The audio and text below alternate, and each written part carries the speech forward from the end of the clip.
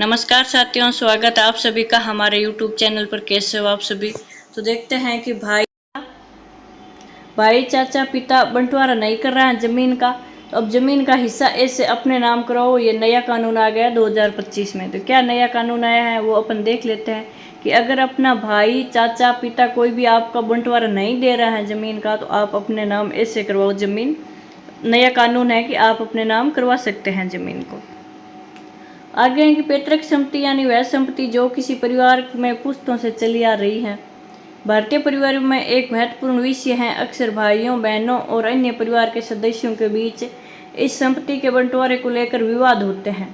इसी वजह से यह जानना जरूरी है कि कोई भी व्यक्ति अपने पैतृक संपत्ति में सिर्फ अपना हिस्सा कैसे अपने नाम करा सकता है। 2025 में कानून और प्रक्रिया में कुछ आसान सुधार आए हैं, जिससे अब एंसेस्ट्रल प्रॉपर्टी डिस्ट्रीब्यूटेशन करना पहले से आसान हो गया है और सही जानकारी और सही दस्तावेज होने से कोई भी व्यक्ति अपना हिस्सा न्यायिक तरीके से प्राप्त कर सकता है।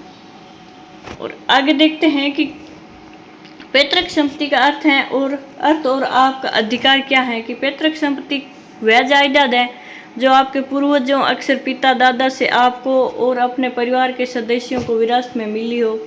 इस तरह की संपत्ति में सभी उत्तराधिकार का बराबर अधिकार होता है, चाहे वह बेटा हो, बेटी हो या कोई पात्र सदस्य।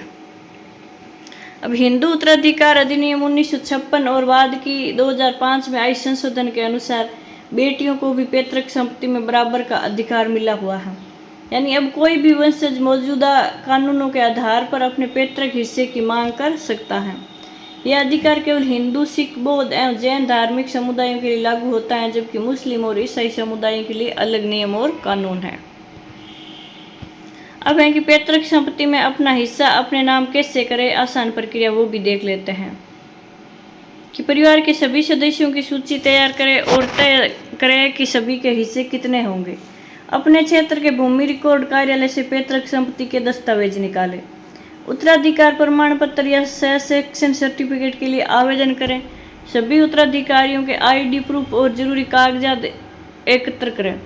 अगर परिवार में सहमति है तो रजिस्ट्री कार्यालय में जाकर आपसी सहमति की डीड तैयार करवाएं। यदि विवाद है तो दीवानी अदालत में मुकदमा दायर करें और न्यायालय के आदेश के अनुसार बंटवारा करें।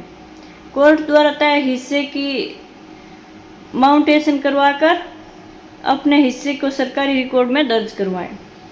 अब है कि पैतृक संपत्ति बांटने की सरकारी प्रक्रिया क्या है। कि जमीन के सारे दस्तावेज अधिग्रहण करें, सारे सेवार्थी सदस्यों की पहचान सुनिश्चित करें, आवश्यक डॉक्यूमेंट आधार, पैन, परिवार रजिस्टर, वारिस प्रमाण पत्र आदि जमा करें। सहमति होने पर लोकल तहसील या रजिस्ट्री कार्यालय में प्रेटेशन डीड बनवाएं। सहमति होने पर विवाद की स्थिति में अदालत का फैसला लें और कोर्ट डिक्री के बाद अपना नाम जमाबंदी में दर्ज कराएं।